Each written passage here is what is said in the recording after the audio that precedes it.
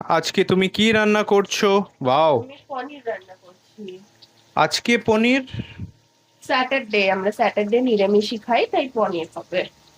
ও, but সোনা এটা different ভাবে করছে। আমি এখানে অনেক জায়গায় খেয়েছি মুম্বাইতে, ওরা ভাজে না। সোনা এটা ভেজে করছো কেন? না, আমরা না ভেজে খেতে একদমই পছন্দ করি না, একটা গন্ধ থেকে যায়।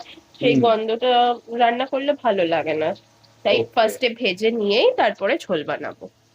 ওকে, এটা কিভাবে মাখলে এই যে এটা পুরো? নুন আর হলুদ দিয়ে। এই রান্নাটা করতে ইউজ করছি মাস্টার্ড অয়েল। আর এটা হলো আনভেশন ওট প্রেস ব্ল্যাক মাস্টার্ড অয়েল। এটা কোল্ড প্রেস মাস্টার্ড অয়েল, যেটা কিনা আমাদের জন্য ভীষণই হেলদি। দেখছি পনিরটা প্রায় ভাজা হয়ে গেছে। সোনা অলমোস্ট করে ফেলেছে, আর এখানে ইনগ্রেডিয়েন্টস রেখেছে, যেমন আদা আদা, রয়েছে, আচার, টমেটো হ্যাঁ, কুচো, আর লঙ্কা লঙ্কা। কুচো। এবার আমি আহ, আলুটাকে পিস করে কেটে ধুয়ে রেখেছি, আলুটা ভেজে নেব। আচ্ছা, এখানে দেখছি আলু ভাজা প্রায় হয়ে গেছে। হ্যাঁ, আলু ভাজা হয়ে গেছে, এবারে এক এক করে আমি এ সোনার ইনগ্রেডিয়েন্টস গুলো এক এক করে দিতে থাকবে। আদা এটা বাটা গেল দিয়ে আদা দিলাম। বাটা। আচ্ছা। গোটা গরম মশলা, তাতে তেজপাতা রয়েছে, শুকনো লঙ্কা, আমি কাঁচা লঙ্কাটাও একসাথেই দিয়ে দেবো,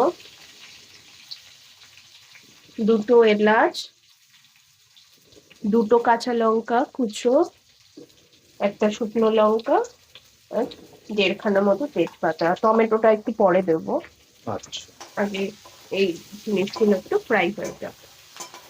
আমি এখানে টমেটো গুলোও দিয়ে দিয়েছি, সাথে ফোড়নে কালো জিরে সাদা জিরে আমি দুটোই দিতে প্রেফার করি কিছু কিছু রান্নায়। এখন এটা কি দিয়ে এটা? দিচ্ছি জিরে গুঁড়ো ওকে। আর ধনে গুঁড়ো।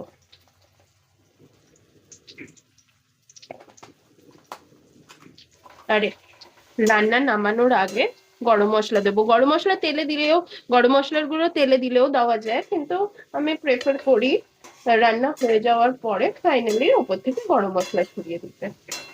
এখানে মোটামুটি আমাদের আলুটা ভাজা হয়ে গেছে, সাথে টমেটো কাঁচা লঙ্কা এবারে কষিয়েও নিয়েছি, তাতে নুন আর চিনি দিয়ে এবারে আমি জল দিয়ে দেবো।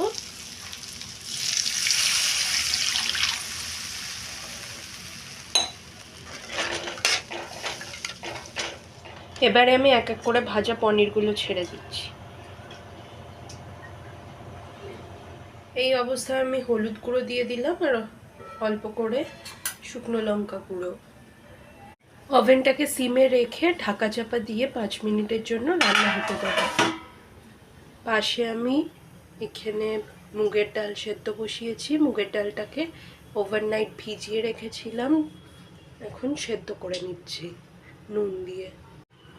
মুগের ডালটাকে ভেজেও করা যায়, কিন্তু আমি প্রেফার করছি আজকের জন্য মুগের ডাল সেদ্ধ করেই রান্না করতে। 5 মিনিট হয়ে গেছে, এবার ঢাকাটা সরিয়ে দেখে নেব কি হয়েছে। রান্নাটা দেখছি প্রায় হয়ে গেছে, সুন্দর একটা স্মেলও আসছে। এবারে আমি অ্যাড করে দেবো গরম মশলা আর অল্প করে ঘি।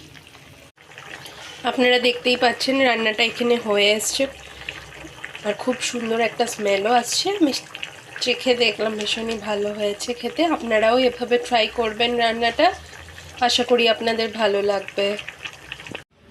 আমি রান্নাটাকে এখানে নামিয়ে নিয়েছি, ওদিকে আমার ডালটাও প্রায় সেদ্ধ হয়ে গেছে। এবারে আমি ডালটাকে শুধু ফোড়ন দিয়ে নেব। তো আজকের ব্লগ এই পর্যন্তই। আমাদের চ্যানেল সাবস্ক্রাইব করবেন, লাইক করবেন, শেয়ার করবেন, কমেন্ট করবেন। আমাদের নেক্সট ব্লগে দেখা হচ্ছে। Bye bye.